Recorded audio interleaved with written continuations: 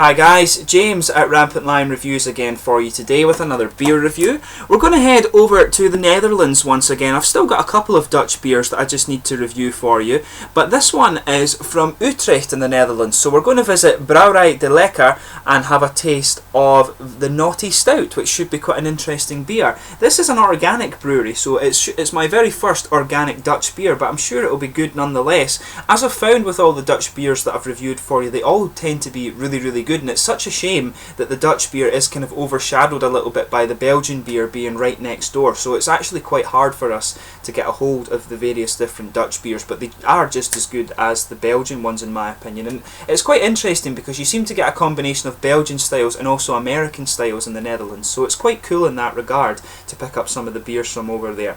But as is usual with my beer reviews then, I'll take you through a very brief history of the company. It will only be 2 or 3 minutes, but if you want to get straight to the tasting, just fast forward. The brewery website is in the video description for you below, available in both a translated English version and also the original Dutch version, and I've also put a link down there that will take you to my future reviews from Brouwerij De Leckere, and because this is the very first time I'm tasting anything from these guys, so should be quite a cool review. So anyway, let's get on and I'll tell you about Brouwerij De Leckere then. So as I said to you, Brouwerij De Leckere is an organic brewery and they're based in the De Meeren district of Utrecht in the Netherlands. So the brewery was founded in an industrial estate in Utrecht originally by 4 friends, Nico, Pim, Eric and Edo, and this was founded back in 1996, and the brewery was actually built originally entirely by the 4 founders and funded by them, their families and special donors as well. And originally the beer was actually to be called Okie Dokie, but in 2000 the brewery moved to a new facility at Sofielaan, but in 2001 Nico left the brewery while the other 3 remaining founders went full time.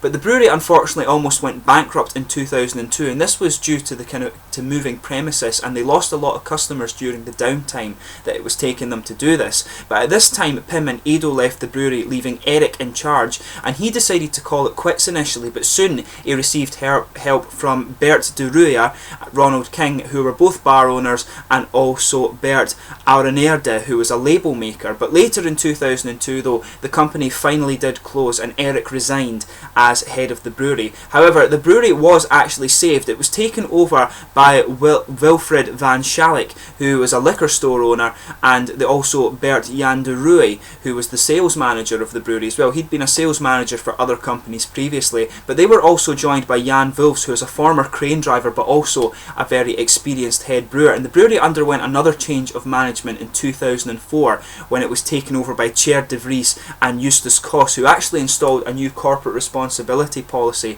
into the company, and they also recruited the second brewer, Mark Dignam, who eventually replaced Jan Wolfs as well. But this kind of period of instability was soon put to bed because the company was then purchased by Odenwald Organic Foods Group, who operate in Germany, Belgium, the Netherlands and also in England I believe now as well. But the previous owners remained as shareholders, and Pim Bosch, who was one of the original founders, returned to the brewery and was actually employed by them for a while too.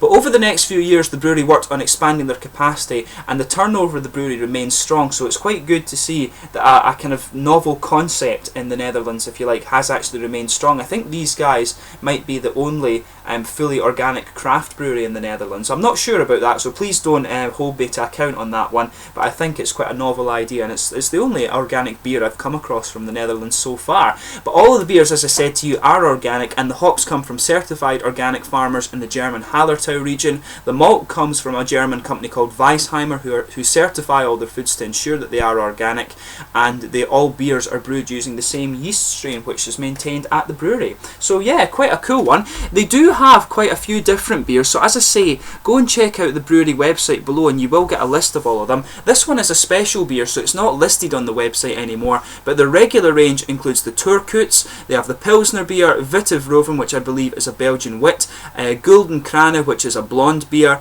Willebroord, which is an amber, Kromhurt, which is a sort of, I think that's meant to be a kind of amber ale as well, Springhaver, which is a Lentbock, I've never heard of this style before, Rode Toren, which is Red Tower, which is a Springbok, Paulus, which is meant to be an Abbey beer I believe, Razin de Swan, which is a triple, Blauwe Biel, which is I think another kind of Belgian wit style beer, and they also have one called Tracticum, which I'm not sure exactly what that style was, but as I say, go and check out the brewery website and you can get a good idea of all the different beers that they do. But this guy, to tell you about it, was a special release, and it's a 6.2% stout. I wasn't able to find much other information on it, but it looks a very nice beer, and the guy, I bought this out of a little beer shop in Leiden in the Netherlands, just off the main kind of canal street, but it was just off the main shopping street as well. I forget the name of the shop, but a very big thank you to the guys in Leiden that recommended this one for me. So I'll just check that you're seeing it on the camera before we open up and have a taste of it. But as you can see,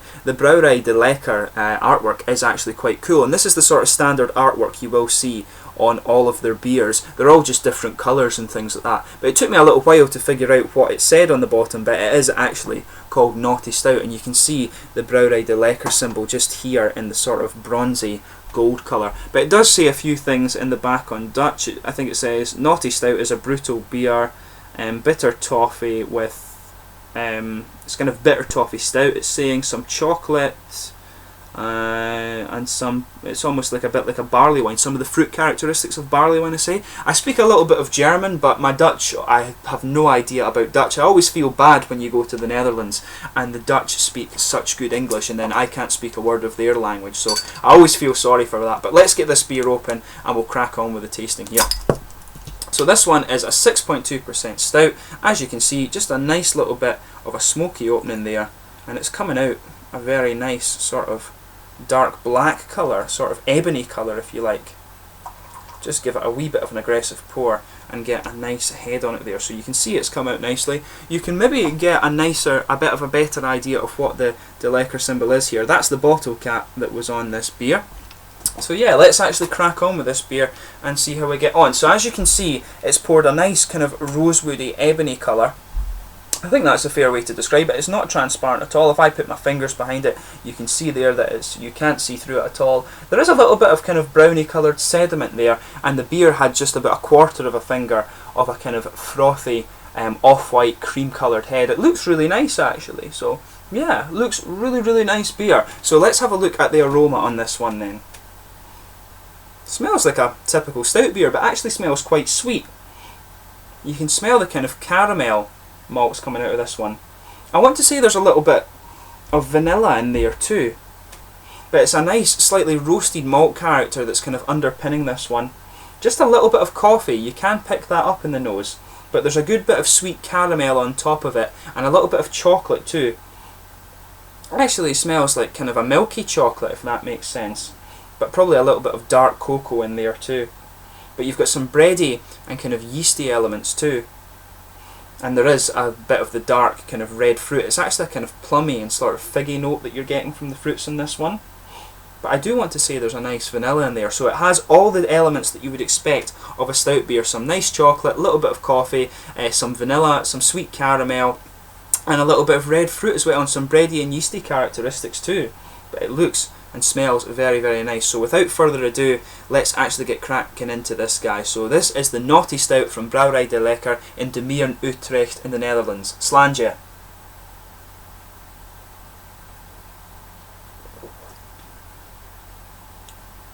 Yeah, very light mouthfeel this one actually. It's very nicely done. I read that about this beer before. It was meant to be a really nice, quite and light and quite drinkable stout actually, and it definitely is that.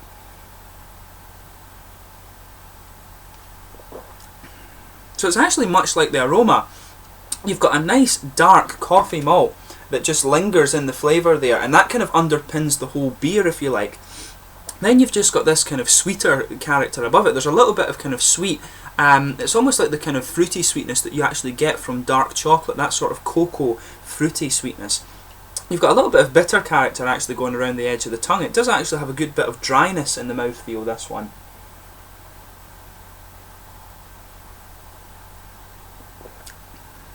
But yeah, you've got a nice bready mouthfeel that just kind of blankets the tongue there. There's a little bit of yeasty sweetness in there that builds particularly in the aftertaste as you move into the more dry character of the beer. You just feel the bread and nice yeasty sweetness building in the beer there, but there's a nice dark roasted and coffee malt, and you can feel the dryness of that around the edge of the tongue there.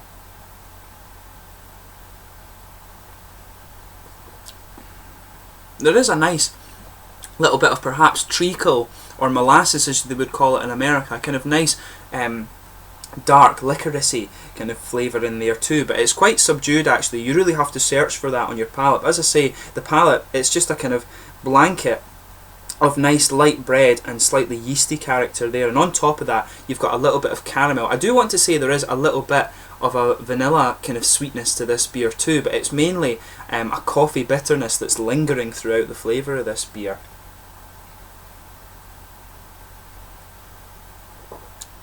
But there is a kind of definite chocolatey sweetness in there too. It's really nicely done actually. It's got a little bit of a red fruit flavour, but it's actually quite subdued in comparison to what you would think from the aroma. The aroma does have a good little bit of red fruit in it, but I think that the fruitiness of this beer isn't too prominent in the flavour, I don't think.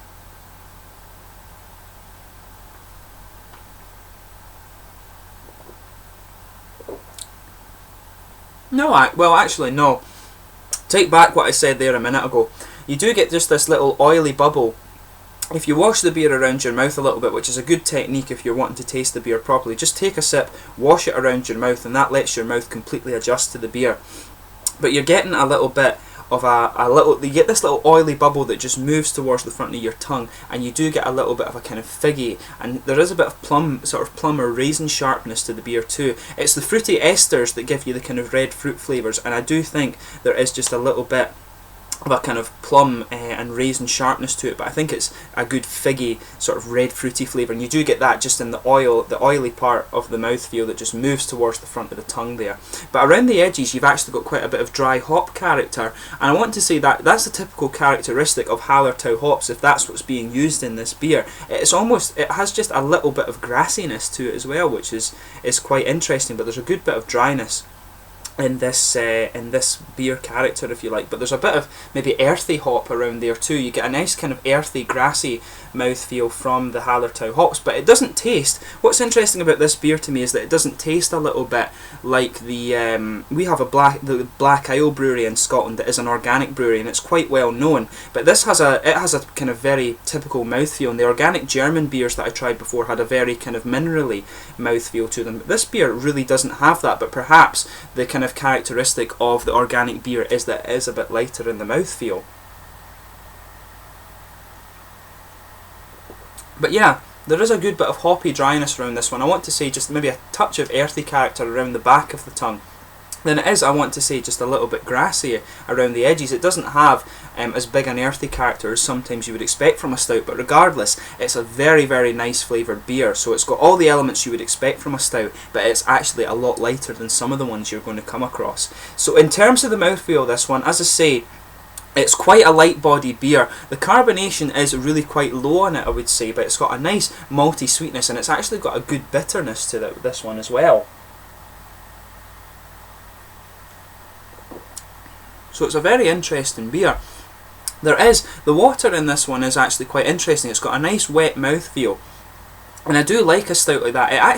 This beer actually reminds me of some of the French beers a bit. The French beers always tend to be very kind of light in the mouthfeel but packed full with flavour, and this one's definitely like that as well. So if you want a nice kind of light drinkable, perhaps even a stout that you could session, then this is one you want to go for. So if you really enjoy your dark beers, you know, you should give this one a go. I think it's very, very nicely done. It's actually a shame that it was only a seasonal beer or a special release. But yeah, so overall, this is a very nice beer. If you want a nice, kind of easily drinkable, sessionable stout, then give this a go. I'm not sure if you're going to be able to get it anymore because, like I say, it was a seasonal beer, but it's very, very nice. If you do see it, pick it up. So check out the Brouwerij De Leckere from Utrecht in the Netherlands. I'm sure their other beers will be very nice as well, and hopefully I can get back over there and review a few more of them for you in the fairly near future. I definitely would, because if this beer is anything to go by, the rest of them will be very nice. But if you do happen to have tried this beer yourself, or you're from the local area, please let me know in the comment section below. I always like hearing from my viewers, and please like, subscribe, share, all the usual YouTube stuff, and I will be back soon with more Dutch beer reviews. And in the meantime, I hope you've enjoyed this one. Cheers.